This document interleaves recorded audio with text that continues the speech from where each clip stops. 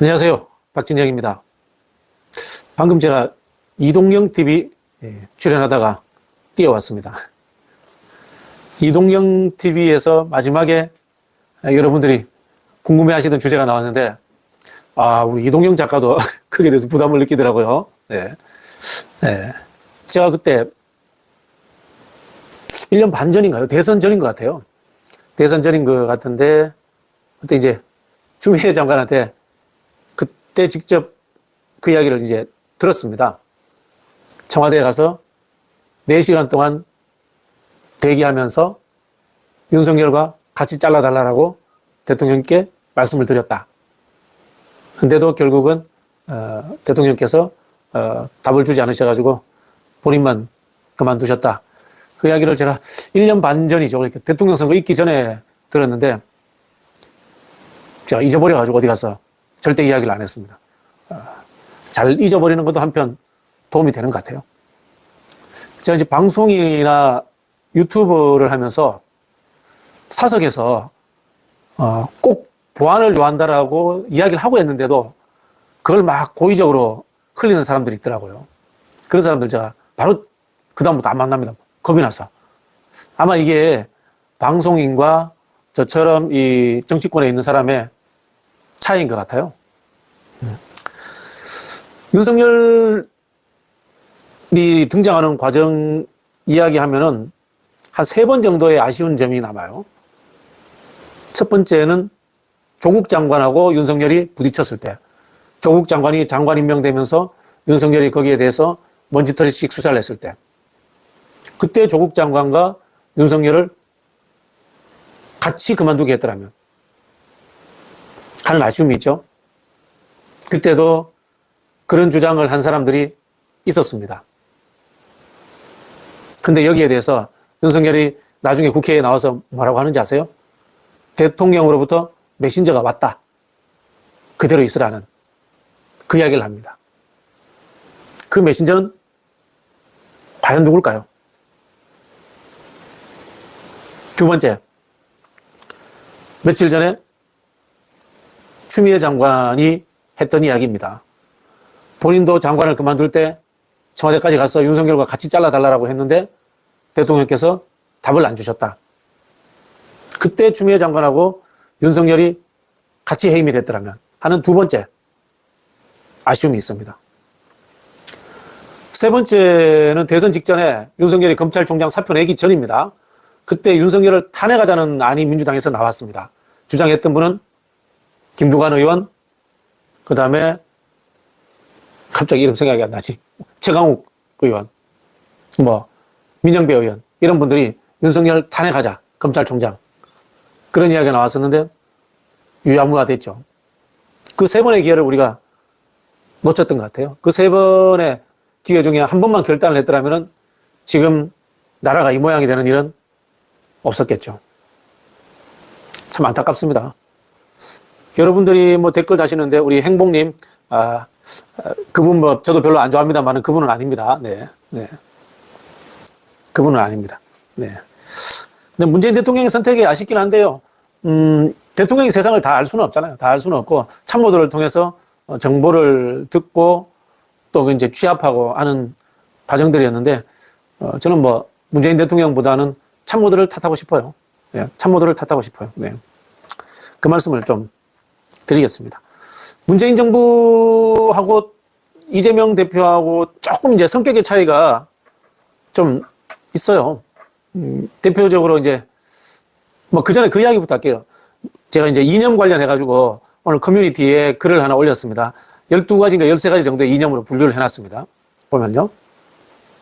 그 유명한 정치학자가 한 분류인데 거기에 중도는 없어요. 중도는 없어요.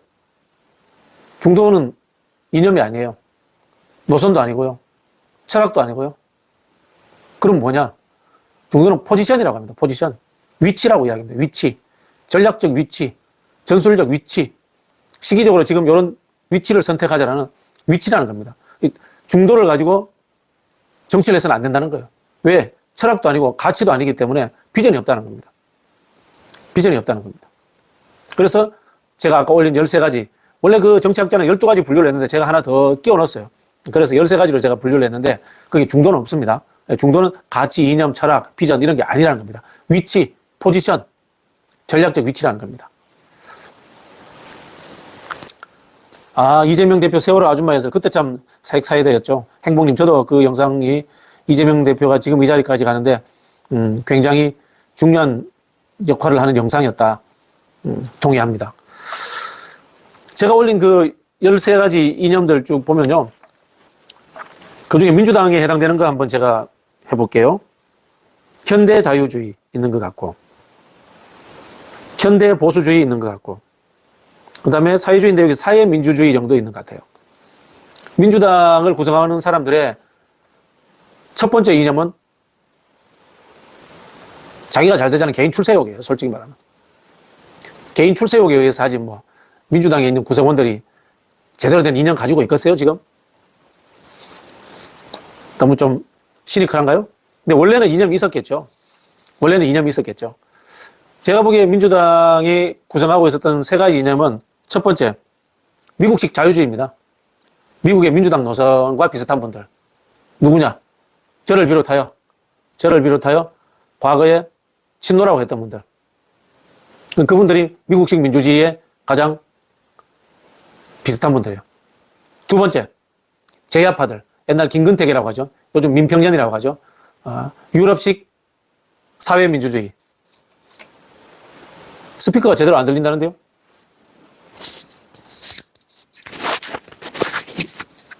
되고 있는데?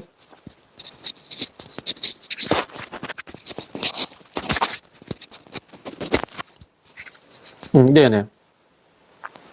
유럽식 사회민주주의를 생각하는 그 제야파들이 있고요. 그 다음에 이제 온건 보수가 있습니다. 온건 보수. 이른바 워터멜론들. 이분들이 워터멜론들. 이 세 가지예요. 이 세 가지 이념 구성을 갖고 있어요, 민주당이. 유럽식 사회민주주의, 제야파들, 김근택의. 그 다음에 미국식 자유주의, 친노. 세 번째, 온건 보수. 요 세 부류가 있는데요. 이재명 대표도 친노라고 봐야 되겠죠? 이재명 대표도 미국식 자유주의에 가깝다고 봐야 됩니다. 자, 그러면은 구체적으로 설명을 드릴게요. 기본소득 그게 미국식 자유주의라고 보시면 돼요. 복지 정책을 통해서 돈을 주잖아요. 그 돈이 다시 소비가 돼서 경제의 선순환을 만들어내는 거지 않습니까? 그래서 이제 복지하고 경제가 선순환은 돼 있는데 또 분리돼 있어요. 이게 미국식 자유주의예요. 기본소득 이렇게 생각하시면 됩니다. 자, 그러면은 유럽식 사민주의는 뭐 있느냐? 문재인 정부 때 했던 소득주도 성장이라고 생각하시면 됩니다. 소득주도 성장은요, 경제에 복지가 같이 침투해버리는 거예요. 섞여버리는 거예요. 이게 유럽식 사민주의의 대표적인 이론입니다. 자, 그럼 문재인 정부는 경제정책은 친노와는 다른 좀 더 유럽식 사민주의에 가까운 정책을 썼던 거예요. 그 이유가 왜냐고요? 제가 정말 싫어하는 문재인 정부의 비서실장 등 유럽식 사민주의를 선호하는 제야파들이 들어가면서 그런 의견들을 많이 낸 거예요. 노무현 대통령은 전형적인 미국식 자유주의를 선호했습니다. 그 당시 노무현 정부 때 청와대 정책기획위원회에서 쓴 책에 나와 있어요. 독일식 질서 자유주의다. 시장의 룰러로서만 개입하지 시장의 복지라든가 노동에 개입하지 않는다. 라고 노무현 정부 때는 이야기를 하고 있습니다. 문재인 정부는 노무현 정부에 비교해서 좀 더 왼쪽으로 갔던 겁니다. 경제정책에서. 근데 이재명 대표는 그보다는 다른 기본소득이라고 하는 자유주의적 경제정책을 가지고 있어요. 이런 차이가 있습니다. 자, 그 이야기를 좀 이념 설명을 좀 들었는데요. 앞에서 제가 그 이야기 들었죠. 그 중도는 이념이 아니다. 그냥 위치다. 이런 이야기 드렸습니다. 제가 오늘 그 썸네일 담가보면요. 썸네일에 그 내용이 뭔가 하면은 중도주의로 유명한 사람들 이야기입니다. 앤서니 기든스라고 들어보셨죠? 그 다음에 뭐, 블레어, 클링턴, 조스팽, 슈레더, 1990년대 말부터 해서 2000년대 초반까지 서구사회의 상대적 진보 정당을 가지고 집권했던 한국의 민주당하고 비슷한 정당이라고 보시면 됩니다. 그런 지도자들의 이야기입니다. 그때 나왔던 게 이제 사회투자국가라는 이야기가 나왔고요. 웰페어 투 워크라고 합니다. 웰페어 투 워크. 일하기 위한 복지. 그걸 우리나라에서도 그대로 노무현 정부가 사용을 합니다. 그래서 웰페어 투 워크다라고 이런 이야기를 같이 했었습니다. 제가 이 말씀 드리는 건요, 우리 한국의 민주당의 정체성이라는 것이 미국의 민주당, 독일의 3인당, 그 다음에 지금은 뭐 약화됐습니다만은 프랑스의 사회당, 영국의 노동당과 비슷하다. 근데 그 비슷한데도 어디하고 더 비슷하냐? 미국의 민주당하고 더 비슷하다. 그 이야기를 밑자락을 깔아놓고 말씀을 드리려고 하는 겁니다. 자, 중도는 없다. 중도는 없다. 중도는 없다. 그럼 뭐냐? 중도는 포지션이다. 전략적 위치일 뿐이다. 그 이야기를 제가 전제를 깔아놓고 시작하겠습니다. 질문 하나 던질게요. 우리나라는 의무투표제가 아닙니다. 의무투표제가 아니에요. 의무투표제가 모두 다 투표할 필요 없어요. 의무투표제를 채택하는 나라가 뉴질랜드라든가 뭐 중도 없다. 다니엘라님 없다. 네. 이제부터 쉬운 이야기 합니다. 이제부터 쉬운 이야기 합니다. 의무투표제로 100% 우리나라 사람들이 모두 투표하면 어떻게 될까요? 무조건 민주당이 이깁니다. 무조건 민주당이 이깁니다. 이거는 제가 오랫동안 시뮬레이션을 당에 있을 때, 이 일을 할 때 당돈으로 해봤어요. 당돈으로 해봤어요. 근데 우리나라에서 투표율이 아무리 높아도 한 70, 한 5, 6%, 80% 정도까지 20%에서 25%는 늘 투표하지 않거든요. 그럼 그 사람들의 성향은 뭐냐? 무당파 또는 부동층 이렇게 이야기하는데요. 이 사람들이 사실은 중도 위치적으로 그 다음에 성향적으로 리버럴이라고 이야기하는 사람들입니다. 이 사람들은요. 맞아요. 의무투표는 민주주의에 반한다 라고 해서 저도 옛날에 그 프로젝트 할 때 반대했습니다. 그렇게 해서 반대했었는데요. 자, 이 이야기를 왜 드리냐면요.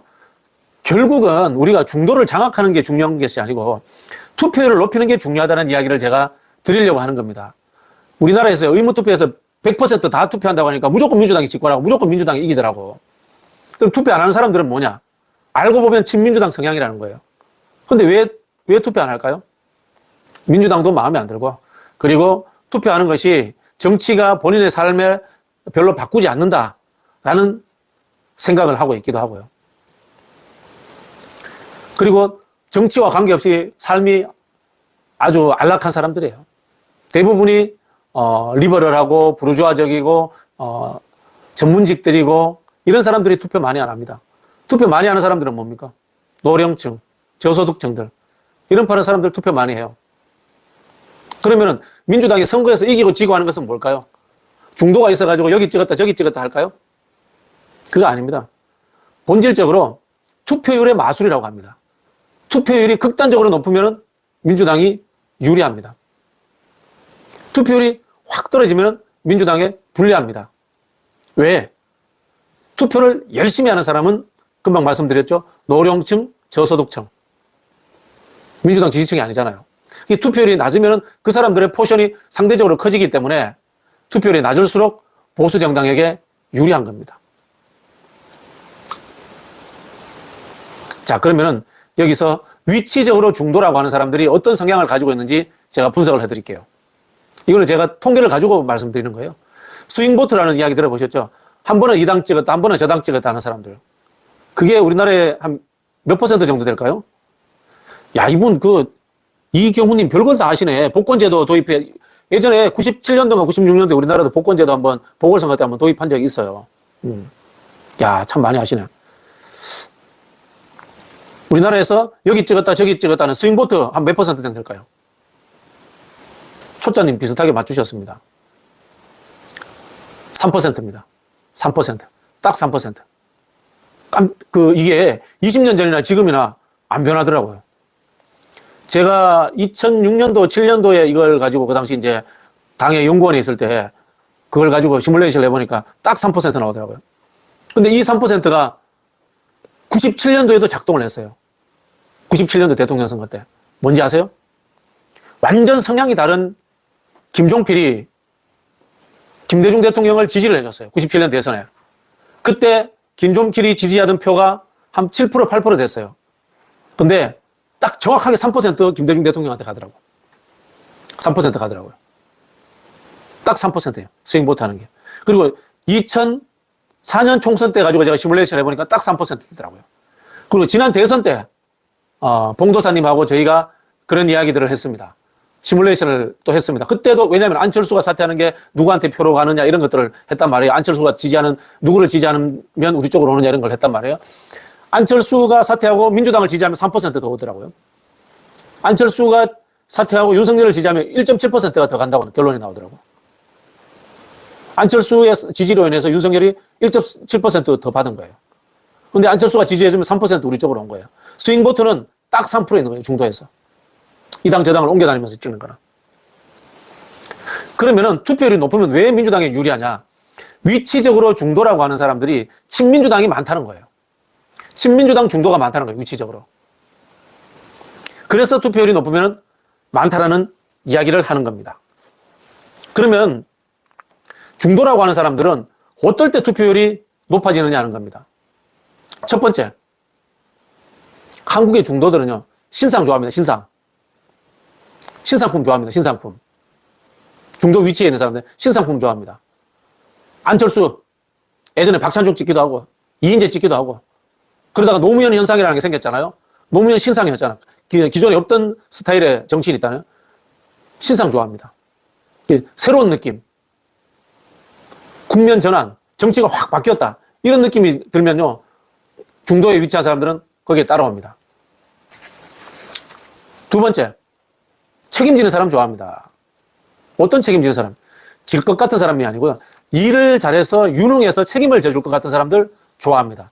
이런 사람들은 온건한 중도입니다. 온건한 중도. 예를 들자면은 제가 봤을 때는 현대 보수주의에 해당되는 사람들, 뭐 이런 사람들, 또는 고전적 자유주의에 해당되는 사람들, 이런 사람들입니다. 기회주의자라고 하시면 안 돼요. 다 자기들 나름대로 선택을 하시는 분들인데, 그런 분들이고, 앞에서 제가 말했던 신상 좋아하시는 분들은 급진적 자유주의자들입니다. 급진적인 자유주의자들. 그런 사람들이 중도를 형성하고 있고요. 그런 사람들은 제가 금방 말씀드린 걸 다시 맞습니다. 힘센 쪽으로 기울 거라 생각한다. 이게 제가 말씀드린 것처럼 센 쪽을, 그 다음에 책임지는 쪽으로 간다라는 겁니다. 그리고 새로운 상품, 새로운 아젠다를 제기하는 쪽으로 따라간다는 겁니다. 그래서 한국 사회라고 하는 것이 유럽의 안정화된 노년 사회 같은 그런 이념보다는 미국처럼 역동적인 사회를 좋아한다는 거예요. 한국 사람들의 핵심은 다이나믹스예요. 역동적인 거 좋아해요. 맺고 끊음이 분명한 거. 그 다음에 새로운 것을 막 던져가지고 저 산에 한번 올라가 보자, 투자하자라고 이야기하는 사람들. 이런 사람들을 좋아합니다. 정형적으로 김대중 대통령과 노무현 대통령이 그런 사람이었습니다. 노무현 대통령이 새로운 정치를 추구했잖아요. 그래서 제가 오늘 말씀드리는 내용은 중도라고 하는 사람은 이념과 철학이 분명한 사람이 아니다. 위치에 있는 사람들이다. 어느 포지션에 있는 사람들이다. 이런 사람을 잡기 위해서는 신상을 던져야 된다. 그리고 이긴다고 해야 된다. 그 다음에 책임진다고 해야 된다. 라는 이야기를 제가 드리는 겁니다. 그리고 투표율을 높여야 된다라고 말씀을 드리는 겁니다. 그래서 지금 시기에서 타협하는 중도라는 것을 지향할 필요가 없습니다. 타협하는 중도는요, 양쪽 누구의 지지도 받지 못합니다. 이런 이야기 했던 사람이 안철수의 극중주의라는 거예요. 극중주의. 안철수의 극중주의가 뭔가면요, 넓은 운동장에 줄을 하나 쫙 꺼놓습니다. 그리고 안철수는 거기에 외발로 걸어가면서 어느 쪽으로도 쓰러지지 않으려고 안간힘을 씁니다. 그럼 뭐가 됩니까? 양비론이 됩니다. 양비론. 야, 이것도 잘못했어. 오른쪽도 잘못했어. 왼쪽도 잘못했어. 이렇게 하는 양비론이 안철수가 했던 극중주의라는 겁니다. 자, 양비론을 하면 어떻게 됩니까? 이것도 싫고 저것도 싫으면 뭡니까? 어느 쪽의 지지도 받지 못하는 겁니다. 이게 안철수가 했던 중도라는 거예요. 아무 의미 없는 짓을 한 겁니다. 안철수는 중도가 위치라는 것을 몰랐던 거예요. 근데 제가 이걸 가지고 나무위키를 찾아봤어. 나무위키를 찾아보니까 극중주의라고 해석해놓고 레디컬 센트럴리즘이라고 안철수 이렇게 해놨더라고요. 그 나무위키 믿지 마세요. 그 엉터리가 너무 많아요. 자, 그러면은 위치적인 중도는 어떨 때 의미가 있는가라는 이야기를 드리면요, 급진적이고 아주 와이드할 때 그 중도적 전략이 의미가 있는 겁니다. 쉽게 말하면 이겁니다. 한편으로는 왼쪽으로 세게 가기도 하고 한편으로는 오른쪽으로도 세게 가기도 합니다. 노무현 대통령이 반미면 어때 하면서 우리 사회에서 가장 왼쪽으로 갑니다. 그죠? 그리고 또 이라크 파병에서 북봉을 합니다. 아주 오른쪽으로 가버립니다. 그리고 해군 강정마을 기지 만들면서 우리도 태평양으로 나갈 수 있는 항공모함을 가져야 되면서 오른쪽으로 쫙 가버립니다. 국뽕합니다. 그리고 북한에다가 개성공단 열어버립니다. 왼쪽으로 쫙 갑니다. 이게 혁신적인 중도고 급진적인 중도고 와이드한 중도 전략이에요. 좌우의 폭을 아주 크게 하는 거야. 좌우의 폭을 아주 크게 하는 거야. 이재명 대표도 마찬가지인 겁니다. 이재명 대표가 뜬금없이 며칠 전에 우리 그 휴전선에 있는 병사가 민간인들 들어오는데 공포탄 쏘는 거에 대해서 잘했다라고 이야기했죠. 그거 왜 그러겠어요? 오른쪽으로 한번 가보는 겁니다. 오른쪽으로 한번 가보는 겁니다. 그리고 뭐 예를 들자면은 노란봉 뜬법은 또 왼쪽으로 한번 가보는 겁니다. 그렇게 해서 지지층을 넓히는 거예요. 중도를 전략적 중도라고 하는 것은요, 좌로도 가고 오른쪽으로도 가고 해가지고 굉장히 폭넓은 지지를 얻으려고 하는 거, 이게 전략적인 중도예요. 안철수라든가 또는 우리 당의 물에 물 탄 사람들이 이야기하는 요거 눈치 봐서 요건 안 되고 저거 눈치 봐서 저건 안 되고 하는 이게 아니란 뜻이에요. 중대재해기업처벌법 제가 늘 이야기하잖아요. 노동자들을 만든 법인데 기업들이 반대하니까 거기에 대해 가지고 절충해버리니까 양쪽에서 다 싫어해버리잖아요. 그럼 어떻게 해야 돼요? 중도재해기업처벌법이 노동자들을 위한 법이면 노동자들이 원하는 수준으로 최대치 해주고, 그건 노동자들을 위해서 주는 거야, 왼쪽으로. 그 다음 다음 날은 뭡니까? 중소기업들이 거기에 의해서 힘들다 그러면 중소기업 지원하는 법 오른쪽으로 새로 만들어주고, 이렇게 해서 양쪽의 지지를 같이 얻는 전략을 쓰는 거예요. 이게 전략적인 중도라는 겁니다. 이해되시죠? 그죠? 이게 뭔가 하면은 제가 썸네일에 올렸던 기든스라는 사람이 이야기했던 혁신적인 중도라는 거예요. 레디컬 센트럴리즘이라고 하는 거예요. 레디컬 센터라는 것이 좌로도 크게 가고 오른쪽으로도 크게 가고 다양한 것들을 다 왕성한 식욕으로 해서 잡아먹어서 지지층을 최대한 넓히자. 이런 전략을 쓴다는 겁니다. 어정쩡한 타협이 절대 아니라는 겁니다. 타협, 절충 절대 아닙니다. 그래서 제가 책에 그런 표현을 써요. 차라리 딜을 해라. 오른쪽 거 주고 왼쪽 거 받고 이렇게 딜을 하는 것이지, 타협을 해서 하나에 섞어버리면은 제가 늘 말씀드리는 거 있잖아요. 같은 날에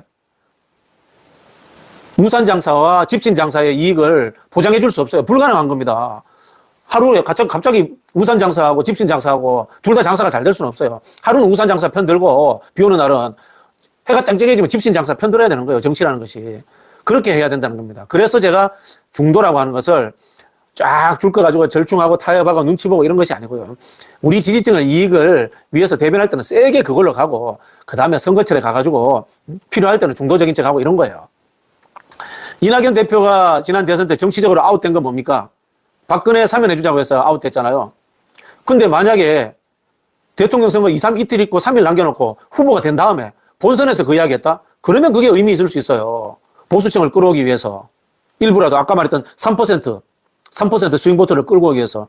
근데 우리 지지층 결집해야 될 시기에 경선의 와중에서 하는 말로 중도적인 발언하니까 바로 폭망해버린 거예요. 정치라는 것이 정답이 있는 게 아니에요. 때와 장소에 따라서 정답이 있는 겁니다. 우산 장수 날이 따로 있고 집신 장사 날이 따로 있는 거예요. 그래서 정치를 우리가 상대주의라고 하는 거예요. 내가 처한 위치에 따라서 다른 이야기를 할 수 있는 겁니다. 때와 장소에 따라서 다른 이야기를 하는 것이 또 필요하다라는 이야기를 드리는 거고요. 저는 그런 생각이 드는 게, 지금 이대로 가면은 민주당이 우리가 생각하는 200석 하기는 쉽지 않아요. 200석 하기는 쉽지 않아요. 한 150석 조금 못 미치는 정도 할 가능성이 있다고 봐요.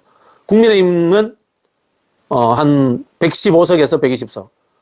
그러면 뭐냐, 나머지 한 3, 40석이 저는 무소속들이라든가 제3당이 차지할 가능성 있다라고 봅니다. 왜? 민주당이 좀 더 책임지고 앞장서 나가야 돼요. 지금 윤석열을 죽도록 싫어한다는 사람이 국민들의 55%예요. 55%잖아요. 그 55% 얻으면 어느 정도 되겠어? 우리 200석 합니다. 왜 그런가 하면요, 윤석열이 죽도록 싫다 55%인데 실제로 투표하는 사람들은 얼마입니까? 많아야 70%잖아요. 거기에서 50%면은 어느 정도가 됩니까? 한 40% 이상 득표하는 거예요. 그러면은 엄청난 우리가 득표를 하게 되는 겁니다. 지난 총선 때 169석 했잖아요. 실제로 정당 득표율 몇 퍼센트 얻은 것 같아요? 37%밖에 안 돼요. 국민의힘이 33%인가 했고. 근데 그걸로 169석 했잖아요. 근데 정당 득표율 한 40% 정도 오는 상황. 그거 되면요, 민주당이 200석 합니다. 근데 앞에서도 말씀드린 것처럼 신상이 있어야 되고, 국민을 책임져야 되고, 세게 싸워야 된단 말이에요. 책임져 줄 수 있다. 그런 느낌을 줘야 된단 말이에요. 그래야지 지금 윤석열을 죽도록 싫어하는 55%가 다 투표하러 나와요. 앞에서 말씀드렸죠. 우리 국민들 중에 20%에서 25%는 늘 투표하지 않습니다. 왜? A도 싫고 B도 싫은 거야. 정말 좋아야지 투표하러 오는 거야. 신상이 나와야지 투표하러 나오는 거야. 자기 인생을 책임질 것 같아야지 투표하러 나오는 거야. 근데 지금 민주당 솔직히 좀 부족하죠. 신상이 뭡니까? 신상품이 뭡니까? 민주당 신상품이. 혁신하라는 이야기예요. 지금 있는 국회의원들 한 30, 40%싹 잘라버리고 새로운 인물로 싹 바꾸라는 이야기입니다. 두 번째, 책임지라는 이야기 뭡니까? 국민들을 대신해서 윤석열 정부와 죽도록 싸우라는 이야기예요. 어중간하게 지금 눈치 보는 그런 정치하지 말고. 그래야지 55%의 국민들이 윤석열을 죽도록 싫어하는 55%의 국민들이 다 투표장에 나온다는 거예요. 그런 일이 만들어져야 되지 않겠습니까? 지난 대통령 선거 때 투표율이 상당히 높았습니다. 그리고 그전에는 또 좀 더 높았습니다. 저는 그 정도 투표율이 된다면 민주당이 200석 갈 거라고 봐요. 근데 지금 제가 보기에는 이렇게 가면은 지난 총선보다도 낮은 투표율일 거라고 봅니다. 지난 총선 투표율이 66%였습니다. 지금 제가 지난 시간에 말씀드렸죠. 국민의힘과 윤석열 일당이 쓰고 있는 것이 정치 혐오로 투표율을 떨어뜨리는 전략을 쓰고 있어요. 투표율을 떨어뜨리면 어떻게 된다고요? 위치를 중도에 차지하는 사람들은 투표하러 나오지 않습니다. 제가 아는 정도면 윤석열 일당 중에도 아는 사람이 있는 거예요. 중도라고 하는 사람들이 알고 보면은 친민주당 성향이 좀 더 많다는 것을 알고 있는 겁니다. 그런 사람들이 투표하지 나오지 않도록 하는 전략을 지금 쓰고 있는 거예요. 국민의힘과 윤석열 일당이. 그래서 제가 윤석열 일당이 쓰는 전략과 반대의 전략을 우리가 써야 되는 겁니다. 뭐냐?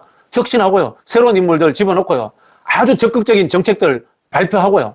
윤석열 정권 몰아내겠다라고 이야기해서 책임져야 된다는 겁니다. 토토지지님, 와, 이분 훌륭하시다. 친중, 친북, 패미. 자, 이런 느낌 없앱시다. 없애야 됩니다, 이거. 이거 없애야 돼요.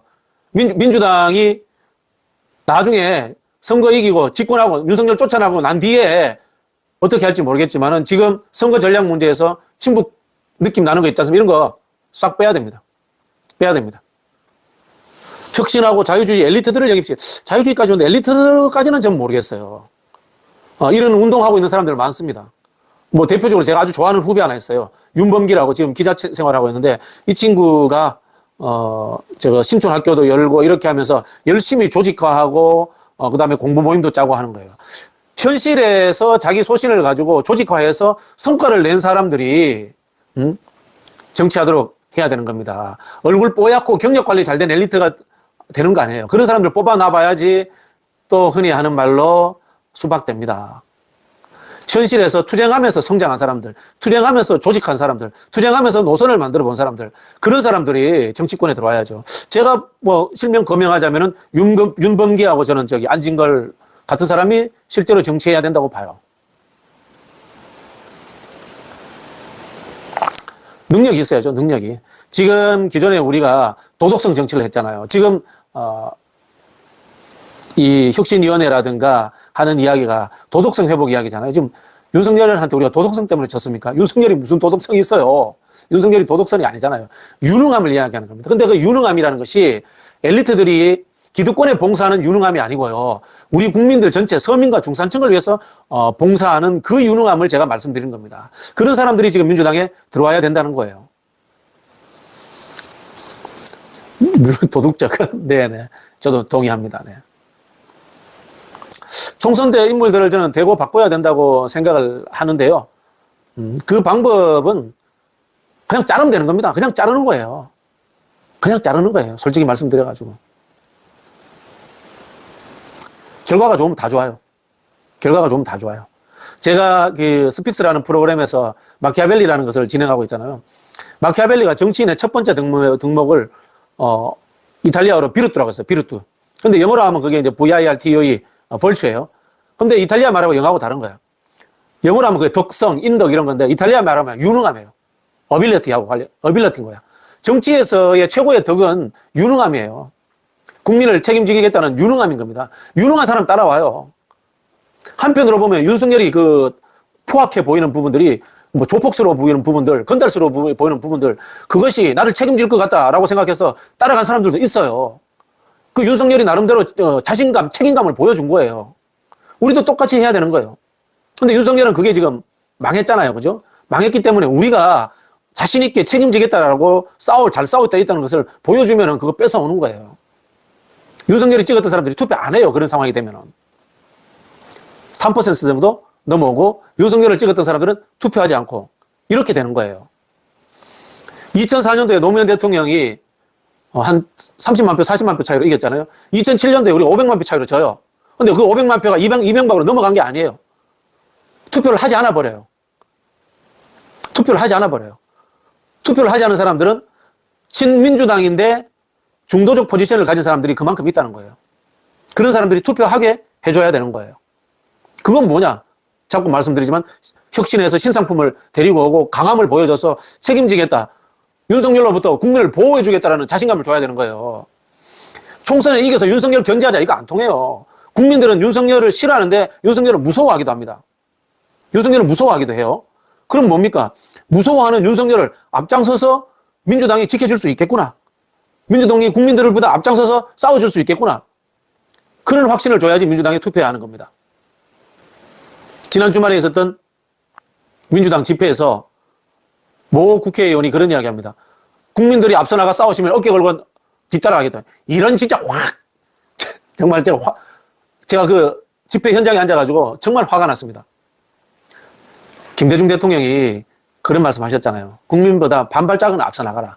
반발짝만 앞서 나가야 됩니다. 왜 앞서 나가야 되냐면요. 국민들에게 방향을 제시해야 되고요. 국민들을 안전하게 앞에서 지켜줘야 되잖아요. 정치인이 하는 게 그런 거예요. 옛날에 군사정권 시절에도 보세요. YSDJ 늘 앞장서서 싸우잖아요. 노무현 대통령 사진 그거 기억 안 나세요? 부산에서 87년 6월 항쟁하는데 집회하는 사람들 뒤에 있는데 전경 앞자리에 가서 앞에 가부좌 들고 앉아가지고 나를 잡아가라라고 이야기하고 있어요. 정치인과 지도자는 그런 거예요.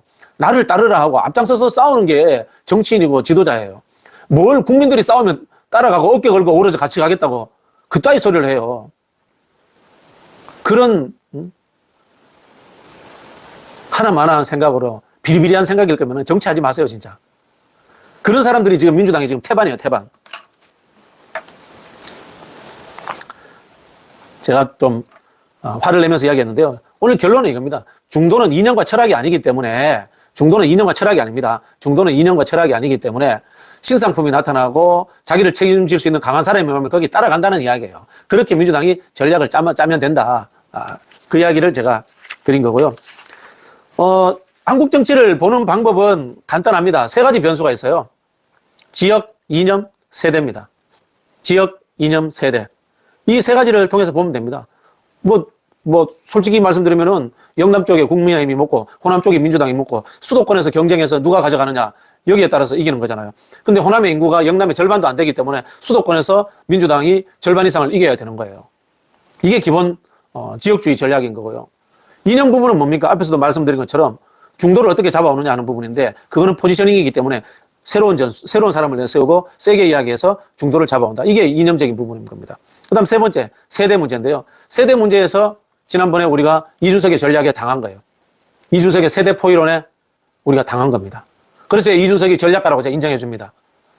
철학이 부족하고, 그 다음에, 늘 나쁜 정치를 만들어가는 측면이 있지만은 이준석이 전략가인 것은 맞아요. 한국 정치의 3대 변수 중에 하나인 세대를 가지고 장난쳐서 세대 포이론을 만들어냈던 거예요.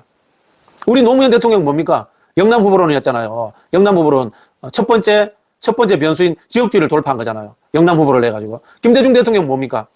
JP를 데리고 와가지고 이념적으로 중도 확장성을 만들어낸 겁니다. 이 세 가지 가지고 전략을 만들어내는 거. 이게 전략가인 거예요. 장께 하는 게 전략이 아니에요. 장께.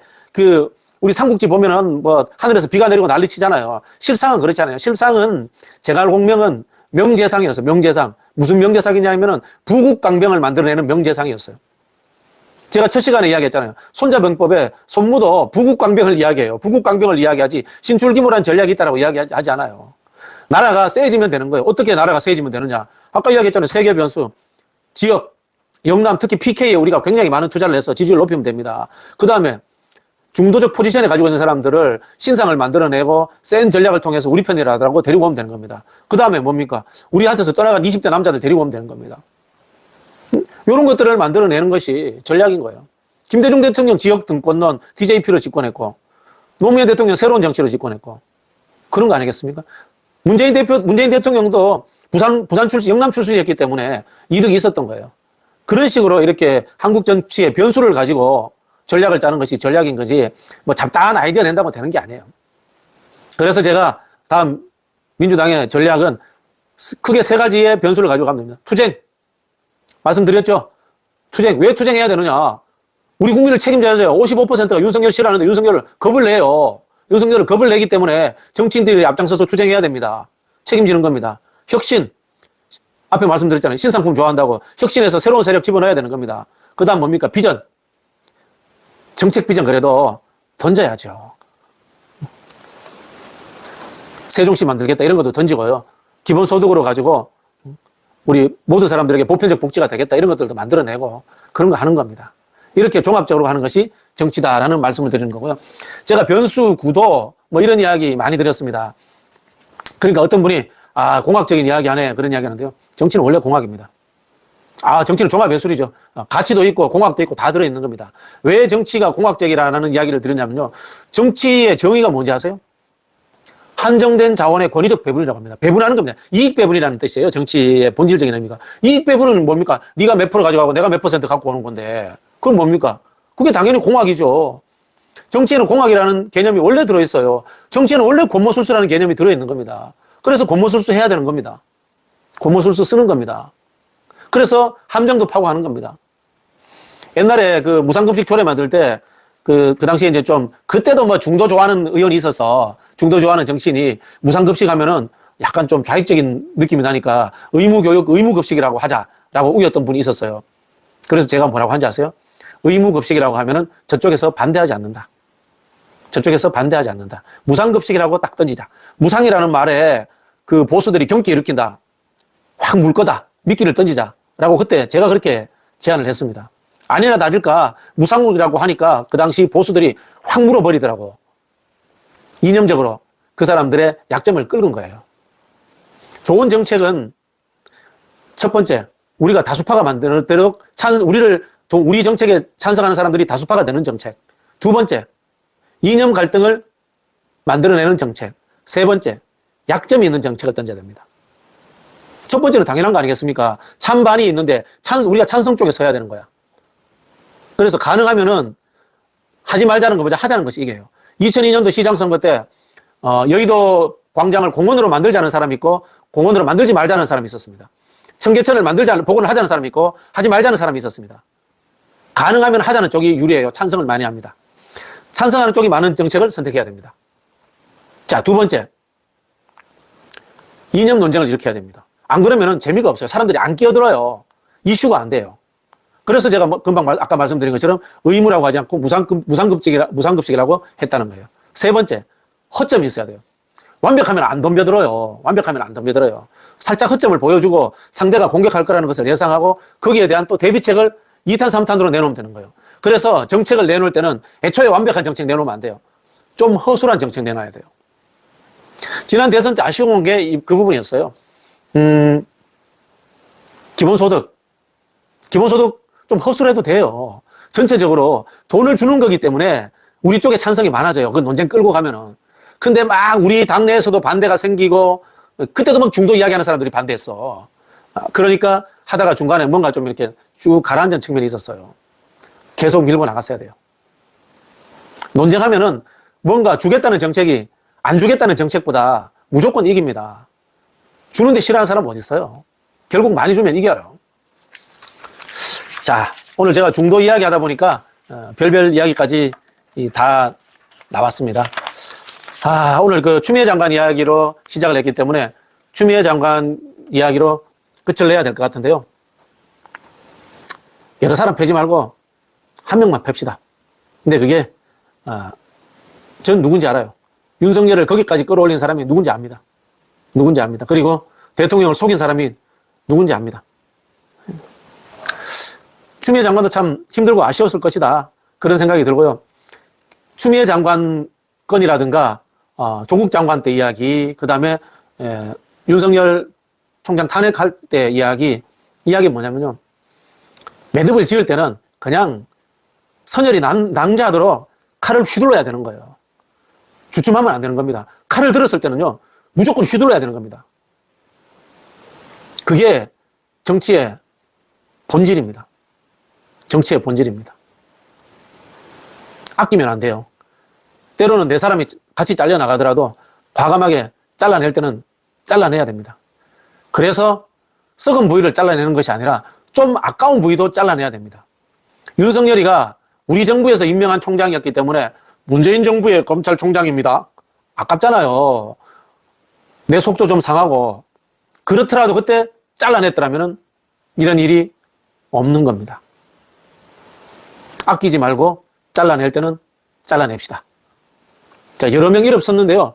이낙연, 전해철 별 관련성은 없습니다. 윤영찬은 제가 보기에는 그 당시 조금 급이 안 되는 분이었고, 네. 그렇게 아시면 될 것 같고요. 앞으로 저는 민주당과 이재명 지도부가 혁신을 하면서 윤석열 검찰총장 시절과 같은 갈등의 상황이 분명히 올 거라고 봅니다. 자, 저 사람을 잘랐을 때, 이 사람을 쳐냈을 때 개파적으로 힘들 수도 있겠구나. 또는 중도가 이탈할 수 있겠구나. 이런 비판들 나올 겁니다. 그럼에도 불구하고 과감하게 자를 때는 잘라야 된다라는 이야기로서 오늘 제가 마치도록 하겠습니다. 혹시나 질문하실 거 있으면은 질문 좀 해주시면 좋겠습니다. 원래 차도살인 하는 겁니다. 차도살인 하는 겁니다. 이재명 대표가 직접 칼을 휘두르지 못하니 차도살인 하는 겁니다. 문재인 당대표 시절에도 김종인 데리고 와서 차도살인 한 겁니다. 그때도. 그때 잘려나간 사람들 전부 다 문재인 당대표님의 의중이었습니다. 제가 다 정확하게 기억하고 있습니다. 네. 이재명 대표도 그렇게 하시면 됩니다. 차도살인 하시면 됩니다.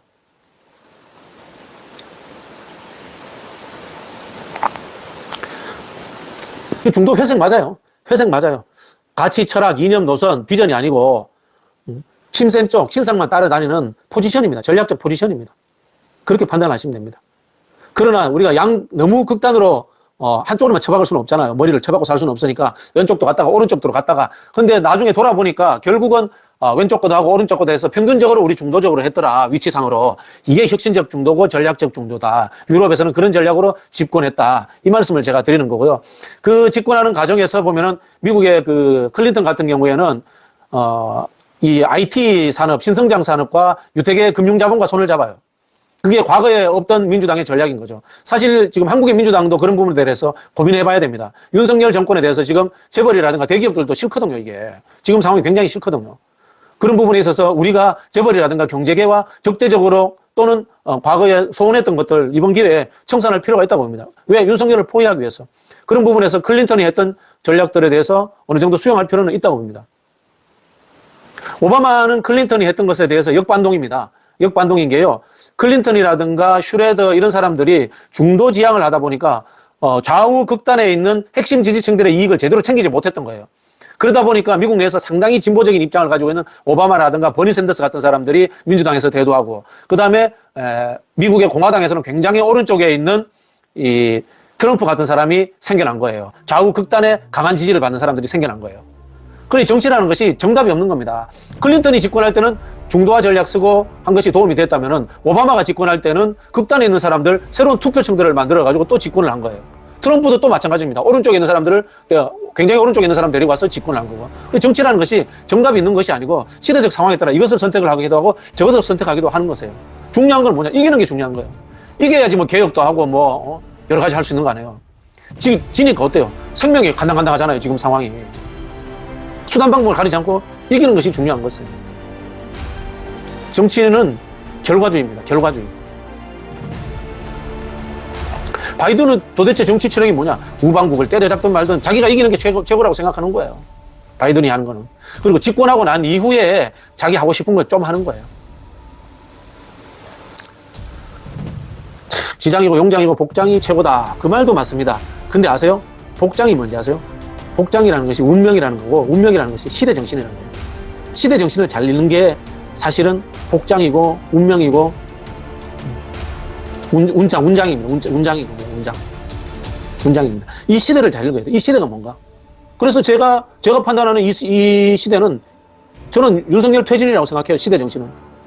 그래서 저는 윤석열 퇴진을 거는 사람이 다음 대선에서 이길 수 있고 그 사람이 대통령이 될 수 있는 지도자가 될 거라고 봐요.